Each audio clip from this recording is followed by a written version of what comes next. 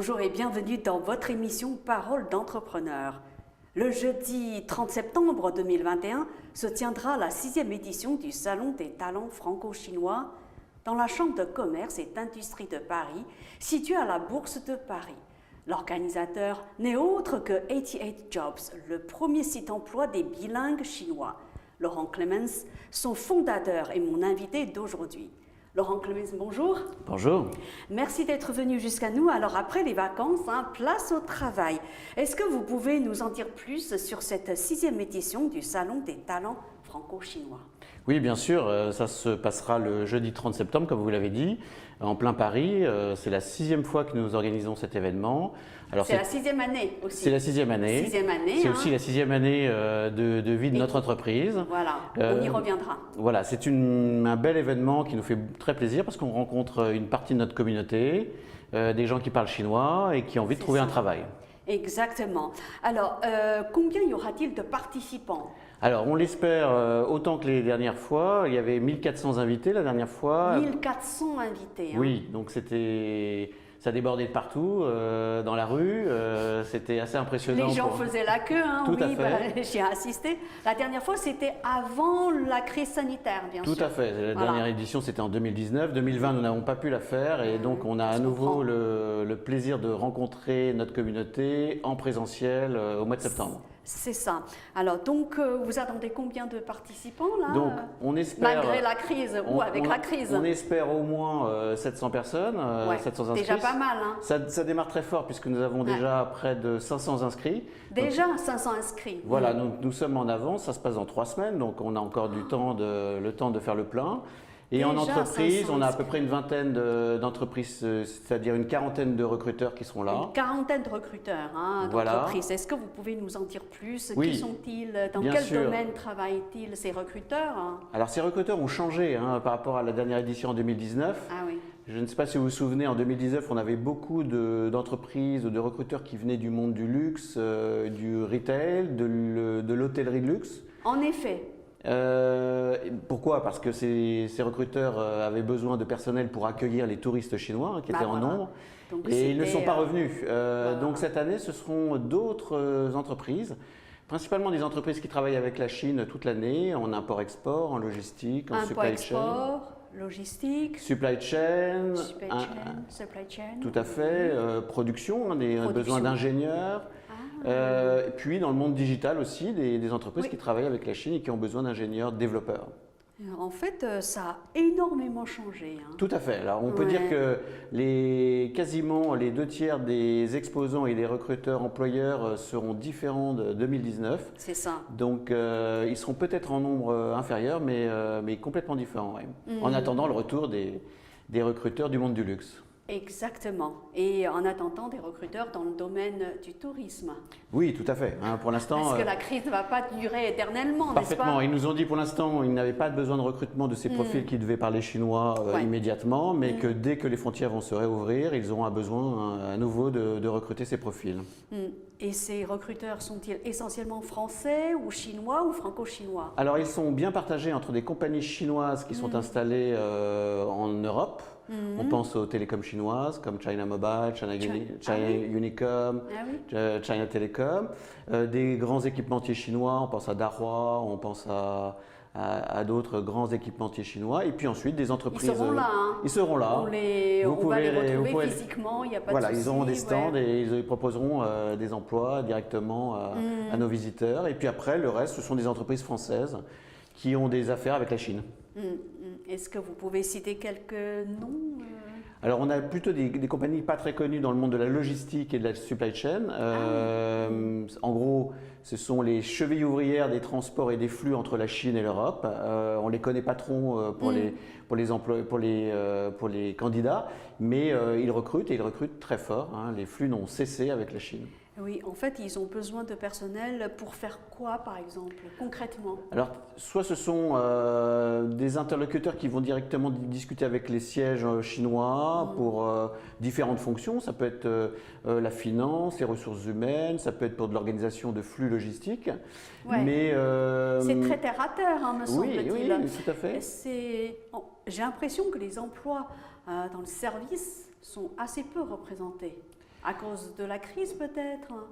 On a des emplois dans le marketing, par exemple, pour toujours proposer. On a toujours des entreprises françaises qui ont des produits à proposer à des clients chinois et qui ont besoin de marketer leurs produits pour le marché chinois, qui ont besoin de savoir utiliser les réseaux sociaux chinois, les WeChat et tous les autres réseaux sociaux. Et ils ont besoin pour ça des compétences chinoises, ou du moins connaissant très bien ces réseaux. Côté, on va dire, participants, quand je parle de participants, je parle surtout des, on va dire, des candidats aux offres d'emploi. Eh bien, est-ce que vous avez eu enfin, je vais dire, vous attendez combien de personnes? Alors on attend, on espère à peu près 1000, peut-être un peu moins. Ils ont changé aussi, comme les recruteurs. Et alors, il y a quels sont les changements justement? Alors il y a moins d'étudiants, il y avait beaucoup plus. Avant il y avait beaucoup d'étudiants, il y avait beaucoup de jeunes diplômés chinois qui terminaient leurs études et qui cherchaient un premier stage ou job. Ils seront moins nombreux, probablement qu'ils ont baissé, je n'ai pas le chiffre exact, mais ils ont baissé en nombre par rapport à l'année 2019. C'est pas à cause de la crise justement? Certains sont rentrés, d'autres. Tout à fait. Les écoles ont eu du mal à les faire venir. Elles se sont organisées pour faire des cours à distance et donc il y a moins de jeunes diplômés chinois présents à Paris donc pour cet événement. Dans les candidats, on s'aperçoit que c'est un peu plus… il y a eu aussi des retours d'expatriés qui étaient en Chine, qui sont rentrés en nombre. Et qui sont rentrés en nombre et on les retrouve ils ont demandé des invitations, donc on les verra. Donc c'est des profils parfois formidables qui ont très bon niveau de chinois, des Français avec d'excellents niveaux de chinois, des cadres de très très bon niveau qui sont disponibles à Paris pour prendre des très belles positions et qui vont aider par exemple les entreprises chinoises à être encore plus performantes localement ou aider les jeunes entreprises françaises qui veulent s'implanter en Chine parce qu'ils y ont été, ils y ont vécu. C'est ça, exactement. Alors, tous ces candidats-là, en fait, doivent-ils parler obligatoirement deux langues au moins, le français et le chinois? Quand on fait un raccourci en disant que c'est le salon des bilingues chinois, mais bien sûr, tous les niveaux sont représentés. On a des gens qui ont des niveaux intermédiaires, des petits niveaux de chinois, mais par exemple, ils ont eu l'habitude de travailler dans des organisations chinoises ou directement en Chine. Et ils sont, on peut dire, plus biculturels que bilingues. C'est ça, plutôt biculturels. Mais et puis ils ont le souvenir de cette expérience et ils ont toujours le plaisir à nouveau à travailler en collaboration entre les deux continents, des deux zones. Alors je me souviens en 2019 et dans les années précédentes, donc ce salon a eu lieu, je me souviens, c'était en face de la Bourse de Paris. C'est cela. Plus exactement. Et cette année, c'est la même chose? C'est le même endroit. C'est le même endroit, juste en face en fait. Depuis 5 éditions, nous sommes au même endroit. C'est juste en face de la Bourse de Paris, dans un très bel hôtel particulier. Au premier étage. 3 niveaux. Ah oui, c'est vrai, 3 niveaux. Premier, deuxième étage. C'est ça. Alors justement, est-ce que ça va se dérouler comme les autres années? C'est-à-dire, il y a un endroit, un salon dédié au stand. Aux recruteurs, c'est là où vont avoir lieu les rencontres entre les recruteurs d'un côté et les candidats de l'autre. Après, au deuxième étage, il me semble, c'était conférences, des ateliers, c'est ça? Alors cette année, il y aura beaucoup moins d'ateliers. Ah oui. Il n'y aura pratiquement que des exposants. On attend peut-être, il reste encore 3 semaines, donc on Parce que les ateliers sont intéressants, les conférences. Bien sûr, on aura par exemple un de nos partenaires pour l'événement, au-delà de Pôle Emploi, il y aura Business France. Et Business France aussi. Oui, tout à fait. Et leur service VIE. Ils recherchent, ils sont en train de préparer le retour des VIE en Chine. Donc, ce sont des Européens, des Français principalement, qui veulent aller passer 1 année ou 2 années en Chine. Donc, selon les critères d'accueil des autorités chinoises. Donc, ils sont en train de préparer le retour à partir de peut-être mars, avril 2022 de ces jeunes diplômés qui veulent aller tenter une expérience de plusieurs mois, 12 à 24 mois en Chine. Et ils ont prévu de faire une conférence pour présenter ce dispositif. Et d'ailleurs, nous faisons une action spécifique marketing, nous, les organisateurs du salon, pour faire venir de jeunes Français intéressés par une expérience en Chine. Ça se développe bien. Dans le cadre de ce VIE. Oui. Alors, est-ce que vous avez eu quelques retours pour des recruteurs et des candidats. Voilà. En termes de satisfaction? Oui, c'est ça. Oui, oui, alors tout le monde est très content. Alors après, tout dépend le projet de chacun, hein. C'est ça. On peut avoir des seniors qui ont une expertise très particulière et qui Il y a des seniors, je me souviens. qui ne retrouvent pas au travers des exposants exactement le travail qu'ils attendent. Oui. Et à l'inverse, parfois des exposants attendent aussi une variété de profils. Je pense que cette année sera beaucoup plus équilibrée, un peu moins de fresh ou des graduates et probablement beaucoup plus de profils expérimentés que les années précédentes. Donc je pense que ça sera à nouveau une satisfaction de ces recruteurs, hein, qui nous confient, qui renouvellent leur adhésion à l'événement et qui reviennent chaque année. Voilà, ils viennent tous avec au moins une dizaine de postes, donc ce qui fait à peu près 200 postes lors de cette journée, donc ils sont à pourvoir. Donc, Etiette Jobs a considérablement contribué, on va dire, hein, aux échanges franco-chinois et de façon concrète. Alors nous sommes sur le créneau, merci, hein, mais nous sommes sur le créneau de l'emploi, donc c'est ce que nous savons faire. Oui. Nous sommes d'abord un recruteur, donc nous avons 3 activités, à la fois les sites internet qui nous amènent du flux de candidats. On en parle là, on y reviendra tout à l'heure, voilà, lorsqu'on présentera de manière plus concrète Etiette Jobs. Très bien. Ouais. Alors, donc, toujours par rapport au salon, hein, est-ce que vous envisagez de faire à la fois donc, des salons, des rencontres physiques et aussi des rencontres virtuelles, par exemple, qui est assez à la mode, enfin, qui sont à la mode? Alors là, nous avons voulu un événement présentiel, mais nos clients nous ont demandé, y aura-t-il en cas d'incident, de confinement, une alternative digitale? Oui, nous l'avons préparée, mais elle ne sera mise en œuvre que si, par exemple, à partir de la semaine prochaine ou la semaine suivante, nous avions un warning des autorités nous disant que nous ne pouvons pas faire cet événement, donc il basculerait le même jour en digital. Bon, a priori, ça se présente plutôt très bien et je pense qu'on ne basculera pas en digital. Mais nous avons étudié d'ailleurs en termes de secours cette possibilité. Vous y avez pensé hein, quand même. Nous avons déjà des solutions prêtes et probablement, il est certain que dans les années à venir, nous ferons au minimum les deux, présentiel et distanciel. Et peut-être plus d'événements grâce au distanciel, hein. Aujourd'hui, il y a des plateformes qui nous permettent d'être autonomes et de fournir un service agréable, intéressant, interactif, qui provoque de l'engagement tant des recruteurs que des candidats. Donc les plateformes se sont sophistiquées. Aujourd'hui, on peut mettre en place évidemment un événement qui est plaisant et qui génère de la satisfaction des deux côtés. Et le salon, ça démarre à quelle heure? Alors ça démarre à 10h. 10h. Hein, c'est une ouverture officielle. Nous aurons des officiels tant chinois que français et aussi de la chambre de commerce, probablement des organisations professionnelles, pas du patronat par exemple. Et puis nous attendons les confirmations finales, mais des autorités chinoises qui viendront, des chambres de commerce qui viendront probablement nous aider à ouvrir de façon officielle cet événement. Et puis après, les recruteurs rencontrent dès 10h15 tous les candidats qui se sont présentés. Alors nous avons organisé par créneau, donc toutes les 2 heures. Voilà, donc. 10h15, rencontre physique entre recruteurs et candidats. Voilà, pour des questions aussi de fluidité, nous avons demandé aux candidats de choisir un créneau de 2 heures. Pour visiter ce salon, donc 10h, 12h, 12h, 14h, etc.